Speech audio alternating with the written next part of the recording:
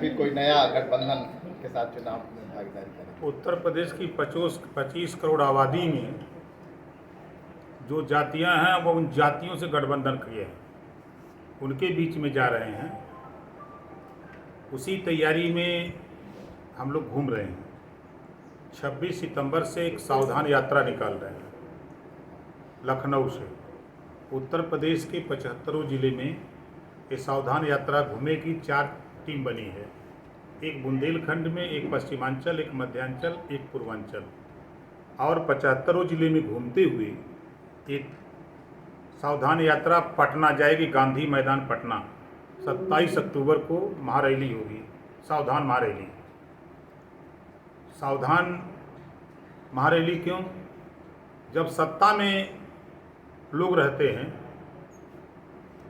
सत्ता से बेदखल होते ही जातिवार जनगणना की बात करते हैं, एक समान अनिवार्य फ्री शिक्षा की बात करते हैं, गरीबों के इलाज फ्री करने की बात करते हैं, घरेलू बिजली का बिल माफ़ करने की बात करते हैं, पुरानी पेंशन बहाल करने की बात करते हैं, सामाजिक न्याय समिति की रिपोर्ट लागू करने की बात करते हैं। जब सत्ता में रहते हैं तो क्यों नहीं करते हैं? ये नाई, गोंड, पाल, प्रजापति, कुम्हार, चौहान, बिंद, किवट, मल्ला, राजभर, आर्य, कर्कवंशी, बंजारा, बहलिया, खंगार, ये जो अति पिछड़ी जातियां हैं, अति दलित जातियां हैं, सत्ता में रहते हुए इनके विषय में नहीं सोचते। सत्ता बीत जाती है तो याद आते हैं हम लोग। तो हम उनको सावधान कर रहे हैं कि ये लोग आवे तो इनसे पूछो, सवाल करो कि सत्ता में जब आप थे तो आपने बिजली का बिल घरेलू क्यों नहीं माफ़ किया? आपने जातिवार जनगणना क्यों नहीं लागू किया? आप सामाजिक न्याय समिति की रिपोर्ट क्यों नहीं लागू किया? आप शिक्षा में सुधार के लिए आपने पहल क्यों नहीं किया? 4 अक्टूबर 2013 को हाई कोर्ट ने आदेश दिया कि पिछड़ी जाति के 27% आरक्षण में जिन जातियों को आरक्षण नहीं मिला है उसको बांट करके सबको हिस्सा दिया जाए। उस समय याद नहीं है कोर्ट के फैसले को भी रद्दी की टोकरी में। 15 अक्टूबर 2013 को फैसला आया कि अमीर का बेटा और गरीब का बेटा एक स्कूल में पढ़े। हाई कोर्ट का आदेश प्रदेश सरकार को आया, उसका पालन काम कर रही है और न्यायालय जो आदेश दे रही है उस आदेश का पालन सरकार अपना कर रही है, करा रही है। वो तो न्यायालय का मामला है।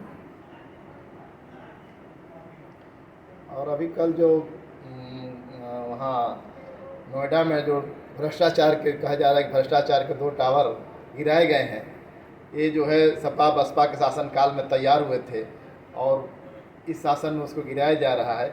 इस संबंध में क्या कहेंगे कि भ्रष्टाचार पर कितना सरकार जीरो टॉलरेंस की बात कर रही है, कितना काम कर रही है? भ्रष्टाचार में सपा बसपा लिप्त रही है। जो लोग कर रहे हैं तो उनके खिलाफ मुकदमा लिख के चढ़ जेल क्यों नहीं भेज देते? बुलडोजर लगे पहुंच जाए, खट से उलाट दें।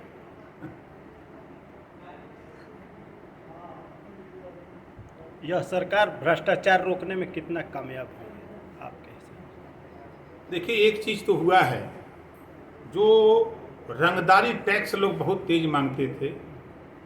मैं आजमगढ़ चुनाव में था, बाई इलेक्शन में मैंने महसूस किया कि मैं व्यापारी वर्ग में वोट मांगने के लिए बैठक शुरू किया।